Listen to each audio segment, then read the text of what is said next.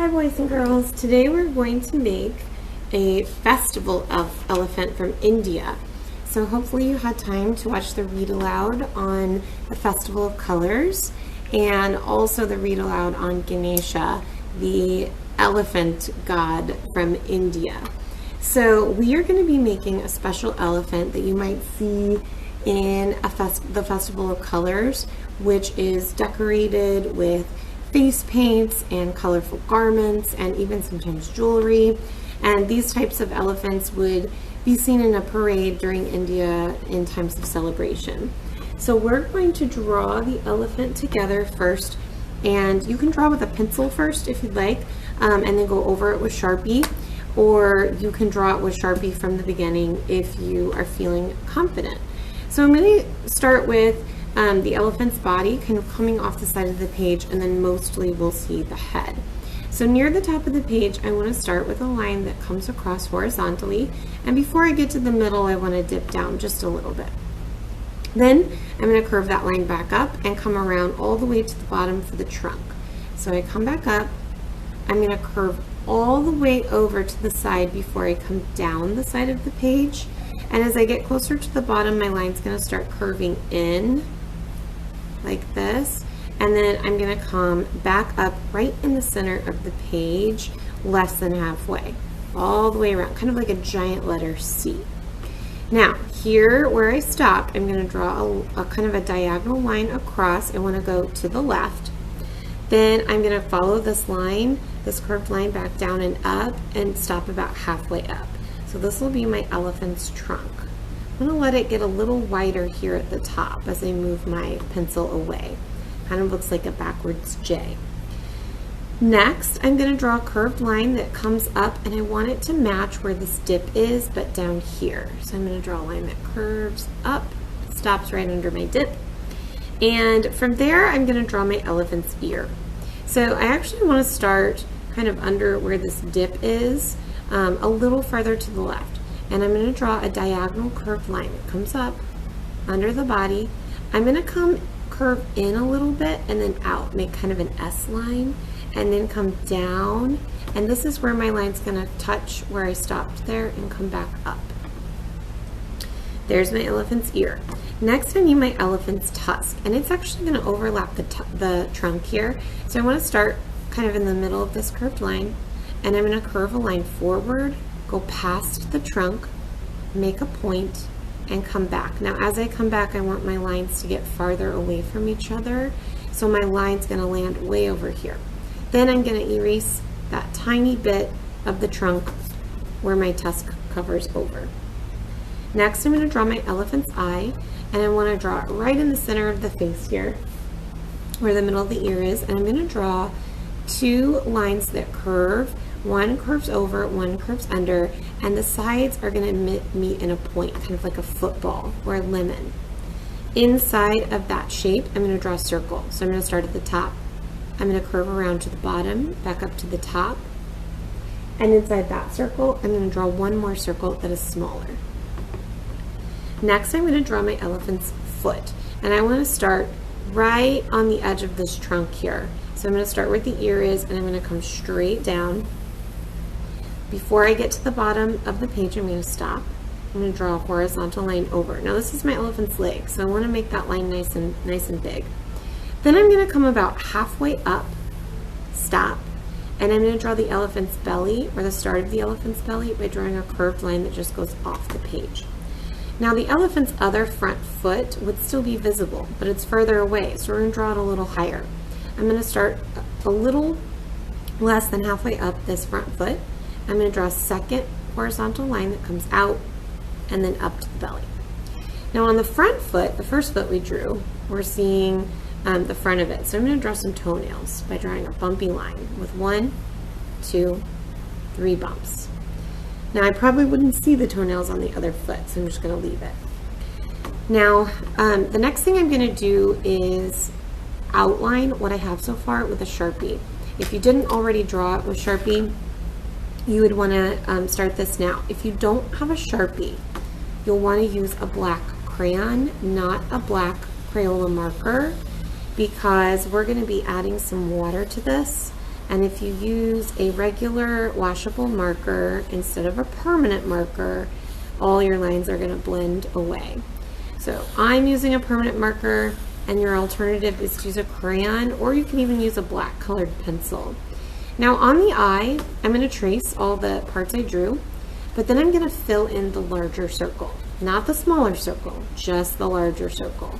And that smaller circle will stay white. That makes it look like my elephant's eye has a little highlight in it, makes it look kind of more alive. So after I've traced all of the parts of my elephant, I am going to use crayons to decorate the face paints on my elephant, and also I'm going to add like a decorative blanket on the elephant's back.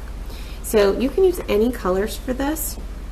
I'm going to start by kind of drawing the shape of the blanket, and obviously we don't see all of it, but I'm going to start right above, right on the elephant's back, kind of right next to the ear here, and I'm going to draw a line that kind of comes all the way down close to the belly and then curves off the page.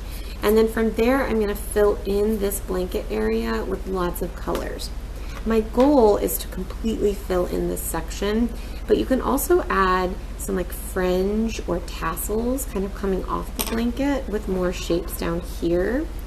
And, whoops. And because we're going to be painting over this with marker, we want to make sure that we fill it in nice and dark with our crayons. So I'm going to add some patterns here along the edge of my blanket and then fill them in. I want to try to not leave any white spots and kind of press down with the crayon so I get a really bright color.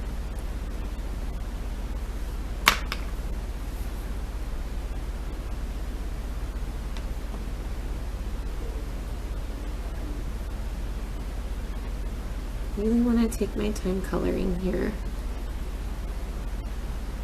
so I don't miss any spots.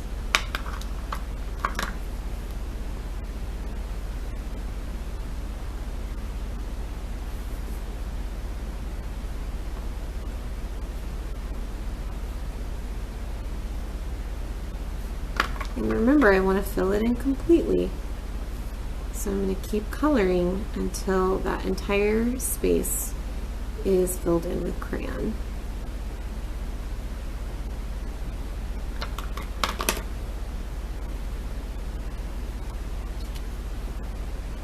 All right, next I'm going to decorate around my elephant's face. Now, popular places where you might see designs on the elephant are down the front of the trunk and around the eye and even on the ear. So I'm going to start adding, throwing my crayons around here. I'm going to start adding some patterns. So repeating shapes, lines, or colors kind of down the front of my trunk. And here I don't have to color everything in completely, but I do want to still push down with my crayon to get a really dark crayon line. And you definitely can color some of your shapes in all the way. I'm going to make patterns here, so I'm repeating.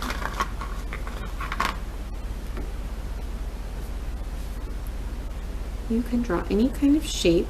These can be geometric shapes, shapes that we always draw the same way, like squares, circles, rectangles, hearts, or they could be organic shapes. Those are shapes that kind of come from nature that may not be the same every time, something like a spiral line or swirl. Now I'm going to draw a shape around my elephant's eye here so I can add some neat lines and work on my bumpy lines or zigzag lines. You can practice all the different kinds of lines we've learned how to make, shapes, lines, patterns.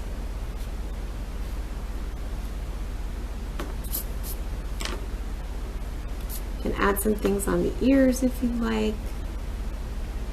I'm going to add some kind of swirly lines here. And if we remember in the book, The Festival of Colors, bright colors are a sign of celebration. So we want to add lots of bright colors. Nice and push down nice and hard with your crayons to get those colors really, really bright. Okay, So now this next part might seem a little silly because our paper is already white, but I'm going to color my elephant's tusk white. And even though my crayon is white, if I look really closely at my paper, I can still tell where my crayon is and where it is not, just based on the slightly different shade of white that this crayon is. I'm also going to color in the elephant's toenails, and these don't have to be white. You could do any color. Maybe your elephant has painted toenails. Now the other thing that I'm going to do that seems a little silly is I'm going to draw in some wrinkles on my elephant with the white crayon. And I'm going to start on the knee, and here I'm going to draw a line that curves like a backward C, and then I'm going to draw more around it.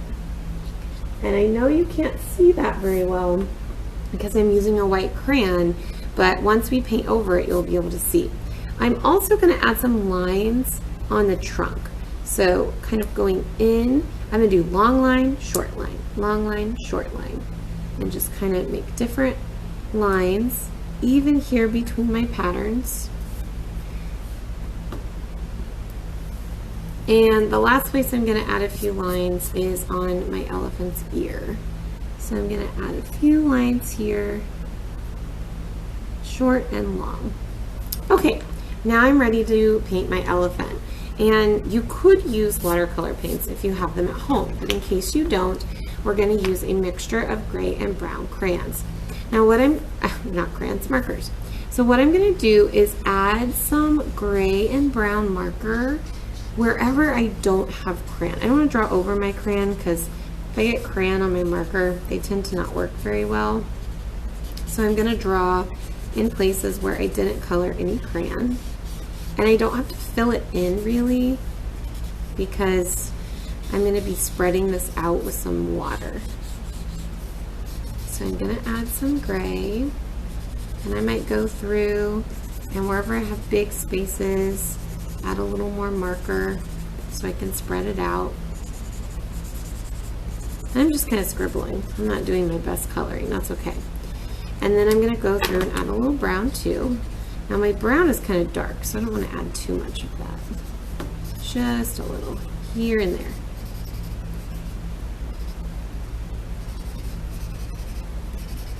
All right, so now I'm going to take some water and a paintbrush.